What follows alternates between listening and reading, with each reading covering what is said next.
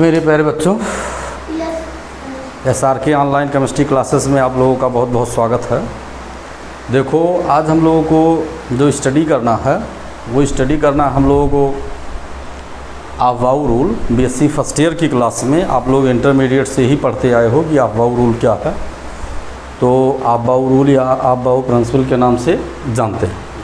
ये एक flow chart है, हमें इसी को बताना है। क्योंकि ये थोड़ा सा टाइम टेकिंग प्रोसेस थी, इसलिए हमने सोचा कि आपका टाइम बच जाएगा, इसलिए हमने अपडेट कर दिया पहले ही इसको। तो देखो, अफबाऊ क्या है। अफबाऊ एक बेटा है क्या, अफबाऊ जो वर्ड है, ये अफबाऊ जो एक वर्ड है ये एक जर्मन वर्ड है।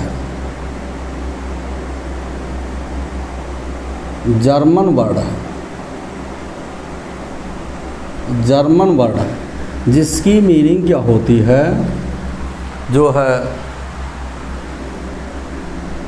इसकी मीनिंग होती है वेल्डिंग।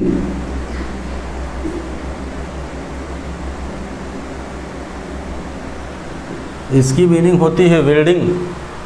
अफबाऊ एक जर्मन वर्ड है जिसकी मीनिंग होती है वेल्डिंग, और इसीलिए हम लोग क्या करते हैं, इस जो प्रिंसिपल है इसको हम बोलते हैं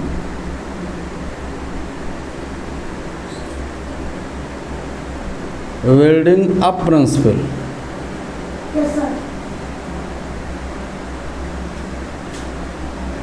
ये हमें जानना। अफबाऊ जो है ये किसी कोई साइंटिफिक नेम नहीं है, एक साइंटिफिक वर्ड है जिसका मीनिंग होता है अफबाऊ एक जर्मन वर्ड है जिसकी मीनिंग होता है वेल्डिंग, इसलिए इसको बोलते हैं अफबाऊ रूल को हम बोलते हैं वेल्डिंग अप प्रिंसिपल के नाम से जानते हैं।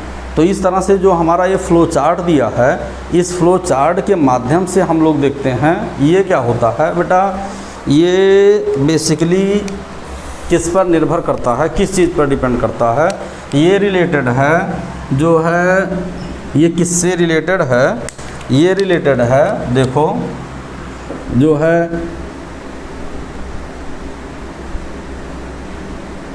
Filling of the electron. बेटा उधर चलो, filling of the electron into the, ये भी है क्या, दिखाई पड़ रहा है, चलो ठीक, इनटू द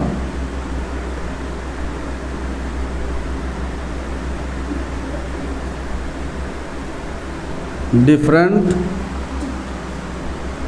सबसेल। अरे बेटा ये नहीं, सबसेल,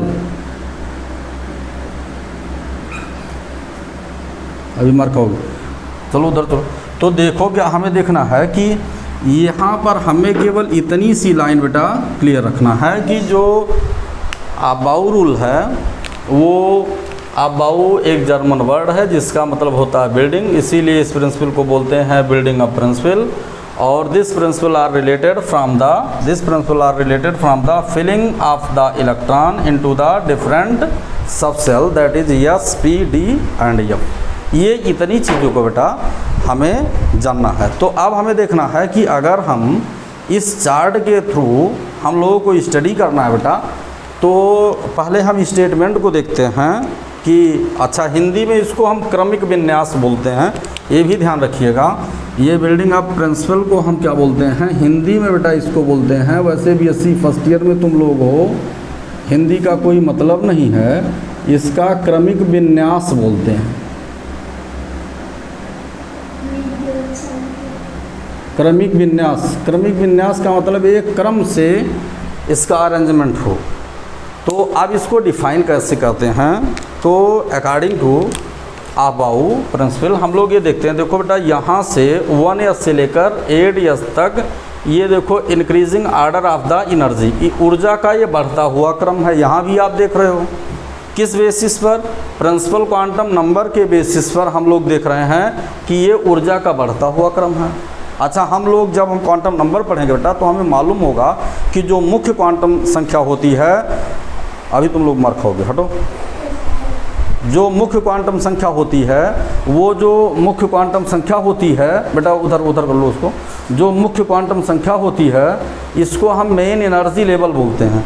मुख्य क्वांटम संख्या को क्या बोलते हैं? इसको जो ये value of the small N, ये मुख्य क्वांटम संख्या, इसको मेन एनर्जी लेवल बोलते हैं। तो इसका मतलब ये ऊर्जा का बढ़ता हुआ क्रम है। यहाँ पर आप देख रहे हो, तो ये क्रम ऊर्जा का बढ़ता हुआ इलेक्ट्रॉन एंट्री किया। यहाँ पर देखो n+L, ये मेन एनर्जी लेवल को हम बोलते हैं। मुख्य ऊर्जा स्तर को स्मॉल n से, सब एनर्जी लेवल को स्मॉल l से रिप्रेजेंट करते हैं। मुख्य क्वांटम संख्या दिगंशी क्वांटम संख्या, बोरवरी एक साइंटिस्ट थे, उनके बेस पर अगर n+L की वैल्यू बढ़ती जाती है तो यहाँ पर बेटा क्या होता है कि ऊर्जा का मान बढ़ता चला जाता है। तो n+L की वैल्यू देखो इधर बढ़ती गई तो ऊर्जा का मान बढ़ता चला गया।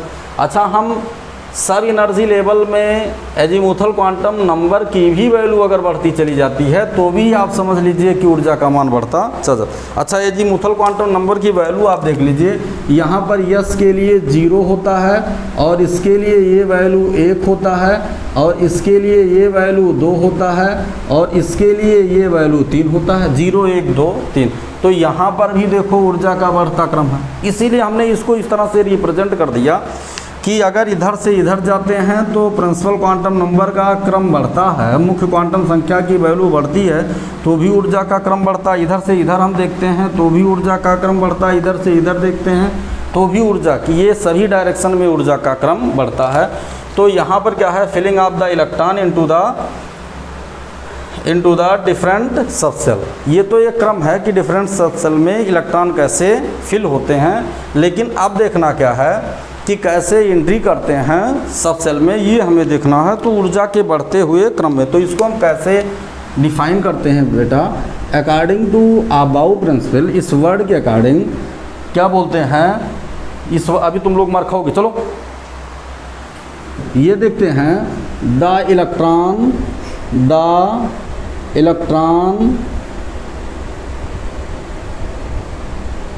entered into the different the electron entered into the different orbital या हम ब्रैकेट में क्या लिख सकते हैं, सब cell. The electron entered into the different orbital increasing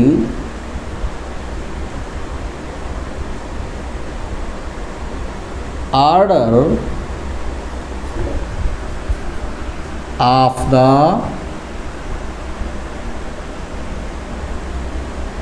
energy.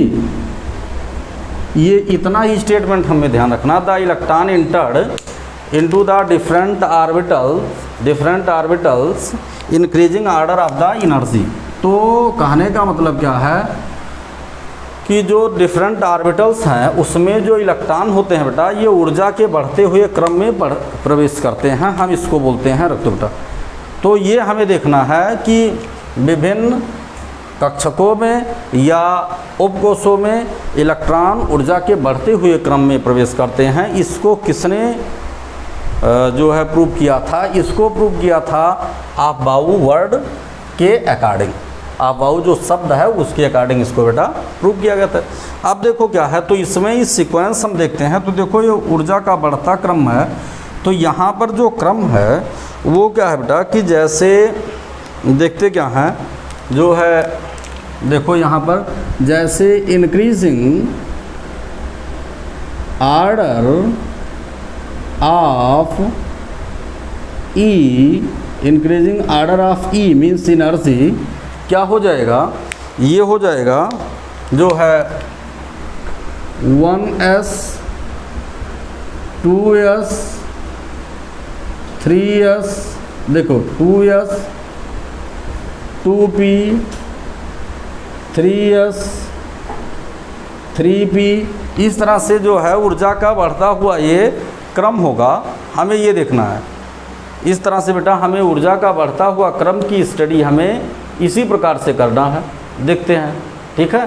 तो अब हम आगे देखते क्या हैं कि 3p 1s 2s 2p 3s 3p। उसके बाद फिर हम क्या बोलते हैं, फिर देखते हैं हम आगे जो है, फिर हम देखते हैं 4s और फिर 3d। इस तरह से बेटा जो वैल्यू मिलती है हमें, तो ये हम देखते हैं कहाँ तक हम लोग बेटा आए हैं, ये 8s तक स्टडी हम लोग करते हैं। ये ऊर्जा का बढ़ता हुआ क्रम है, इसको हम अफवाऊ का नियम कहते हैं। कहने का मतलब इलेक्ट्रॉन सबसे पहले 1s में एंट्री करेगा, फिर 2s में, फिर 2p में, फिर 3s में, फिर 3p में, फिर 4s में, फिर 3d में। इस तरह से इलेक्ट्रॉन जो है उपकोष में एंट्री करेगा। इतनी चीज़ें। लेकिन बेटा यहाँ थोड़ी सी एक बात हम लोगों को जानना है कि ये तो क्लियर है कि इसी क्रम में प्रवेश करते हैं अकॉर्डिंग टू अबाउट टर्म, लेकिन हमें फिर आगे क्या देखना, आगे हमें ये देखना बेटा कि इसके साथ साथ बोरबरी के रूल को इसमें इंक्लूड कर दिया गया। तो ये तो जो है हम ऐसे बोल सकते हैं कि the electron entered increasing order of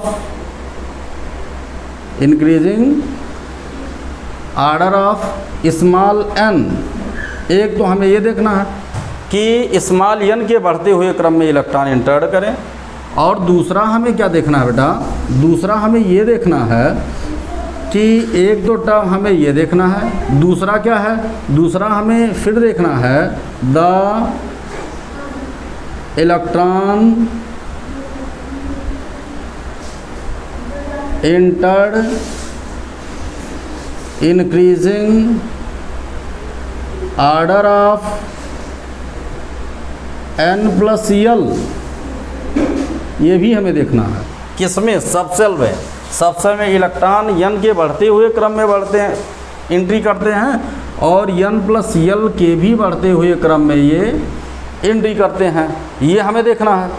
और फिर हमें आगे क्या देखना है, आगे हमें ये देखना है कि जब फर्दर डिस्कशन करते हैं आगे, तो हमें एक प्रॉब्लम थोड़ी सी बीच में मिलती है कि बहुत सारे ऐसे ऑर्बिटल्स हैं जिनके लिए n+l की वैल्यू सेम हो जाती है। जैसे देखो यहाँ पर अगर बेटा हम दो ऑर्बिटल को यहाँ पर कैच करते हैं, दो ऑर्बिटल कौन सा, जैसे 2p और 3s को अगर हम कैच करते हैं, तो इन दोनों की ऊर्जाएं समान है। देखो ये दो क्रम है, n का बढ़ता हुआ क्रम में एंट्री करे और n+l का बढ़ता हुआ क्रम में एंट्री करे, और इन दोनों की मीनिंग ही है, हमें जानना है, इन दोनों की मीनिंग ही है, इन दोनों की मीनिंग ही है, क्या मीनिंग है, इन दोनों की मीनिंग ही एनर्जी है। चाहे n का बढ़ता हुआ क्रम हो तो भी एनर्जी बोलते हैं, n+l का बढ़ता क्रम हो तो भी एनर्जी बोलते हैं। ये सारी चीज़ों को हमें जानना मस्ट है। लेकिन प्रॉब्लम क्या हुई कि जैसे अब हम 2s और 2p के लिए, अगर हम 3s और 2p के लिए देखते हैं, तो 2p अगर हम बात करते हैं, तो 2p के लिए अगर n+l निकालते हैं, तो n+l इक्वल टू कितना, n की वैल्यू ये 2 है, और यहाँ पर l की वैल्यू कितनी है, 1 है 2p के लिए, तो ये वैल्यू आ गई 3। और इसी तरह से अगर हम 3s की बात करते हैं, तो n की वैल्यू कितनी है, 3 है, और l की वैल्यू कितनी है, 0 है। तो ये भी टोटल वैल्यू कितनी आ गई, ये भी टोटल वैल्यू आपकी आ गई जो है 3 आ गई। तो यहाँ पर दोनों की n+l की वैल्यू यहाँ पर बेटा देखो दोनों के समान हो गए। अब यहाँ पर एक डाउट हो गया कि इलेक्ट्रॉन अब कहाँ पर एंट्री करे, तो यहाँ पर हमें ये देखना है कि जहाँ पर n+l की वैल्यू समान हो जाती है, वहाँ पर अगर n की वैल्यू कम है तो एनर्जी कम है। तो यहाँ पर दोनों में n की वैल्यू कहाँ पर कम है, देखो यहाँ पर n की वैल्यू 3 है और यहाँ n की वैल्यू 2 है, और यहाँ पर n की वैल्यू 3 है।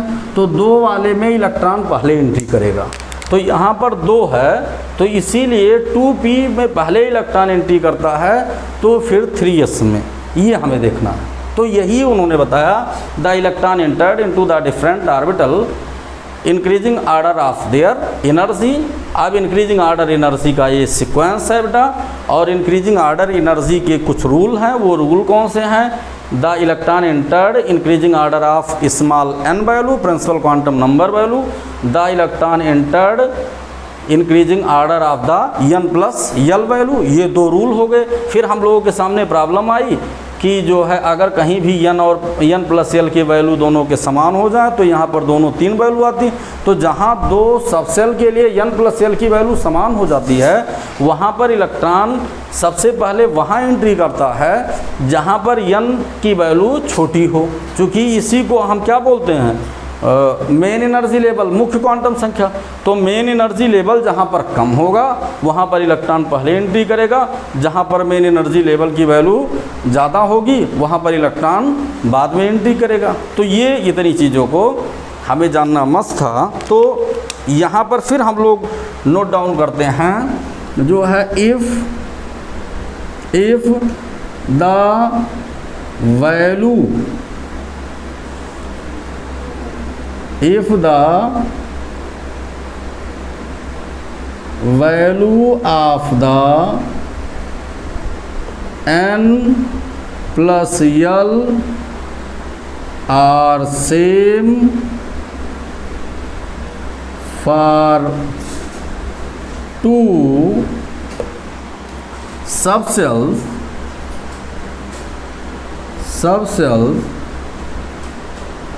then the electron first time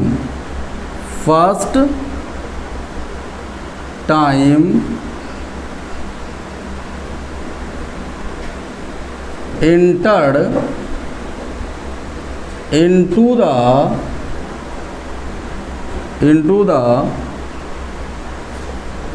orbital or bracket में क्या सबसेल्स which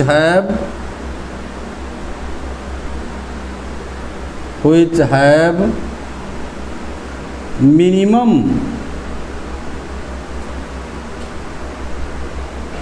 value of